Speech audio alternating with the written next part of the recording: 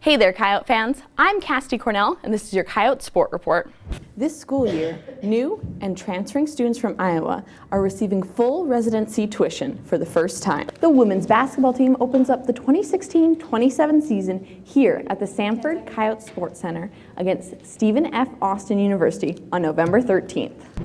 The South Dakota Department of Health and Department of Emergency Management has only activated the pod once, which was in 2009 for the H1N1 vaccinations. Drills like this one take place biannually. On Saturday, the Coyote football team won their home opener for the 14th consecutive year.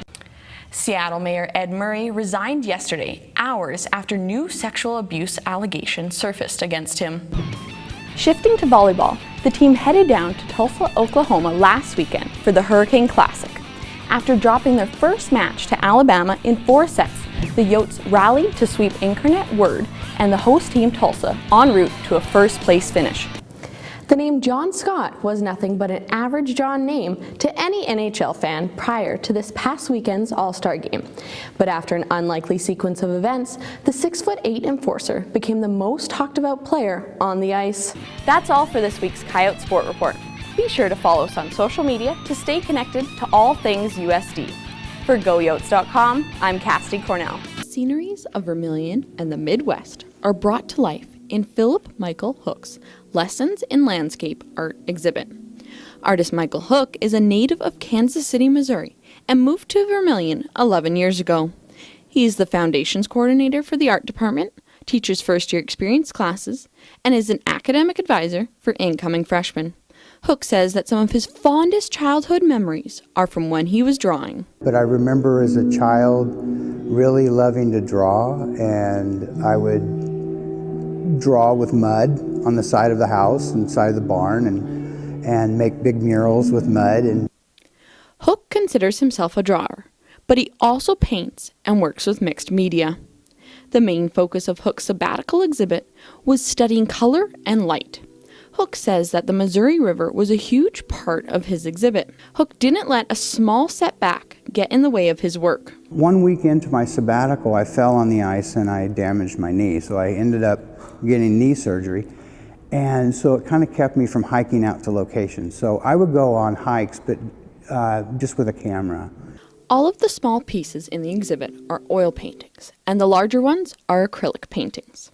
Hook says that he has his backyard view looking off of the bluffs to thank for some of his inspiration. Hook's exhibit also features a video recorded completely off of his iPhone. And the music playing, that's Hook playing the guitar. Philip Michael Hook's sabbatical exhibit is on display in the John A. Day Gallery until Friday. President Trump has announced that he is planning to visit Puerto Rico next week to survey damage left from Hurricane Maria. The announcement reportedly came as a surprise to some aides. Critics have been accusing Trump of ignoring the situation in Puerto Rico and instead focusing his attention on the national anthem protests across the NFL. An infant was found apparently abandoned near an Oklahoma highway, along with the boy's identification and $5,000 in cash. The infant was in a car seat that was barely visible through the brush along Interstate 40 near Oklahoma City. The baby was seen by passengers in a church van who pulled over and contacted law enforcement. Police determined that the baby hadn't been there long and was not harmed. The infant is in care of state officials and will be placed with family or a foster family. The boy's mother has been identified, but no charges have been filed. The track and field team opened their outdoor season at Arizona State's Baldy Castillo Invitational over the weekend. The men's 4x100 meter relay team of Jack Thoney, Joe Regan, Sam Clark, and Gwayne Williams broke both the school and state record by 2 100ths. Gwayne Williams sprinted to a third-place finish in the 100 meter, and Emily Grove finished tied for second in the pole vault. Other top 8 finishes came from Madison Mills, Emily Brigham, Dustin Volland, and Brittany Kerr. The track and field team continued their outdoor season this weekend. The women's tennis team went 1-1 in Sioux Falls this weekend. The Coyotes beat North Dakota 5-2, but lost to Creighton 4-3. This puts the Yotes at 4-10 on the season.